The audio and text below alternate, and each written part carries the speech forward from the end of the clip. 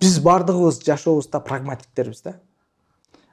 Эгерде ошол мектептин ичинде болбой аткан бүгүнкү күндө заманга ылайык нерсени бизге бербей атабы, демек аны башка жактан алабыз биз. Биз баарыбыз прагматиктербиз. Биздин нерсебиз кем карчы боло турган болсо, ошол нерсени издеп таап келебиз да.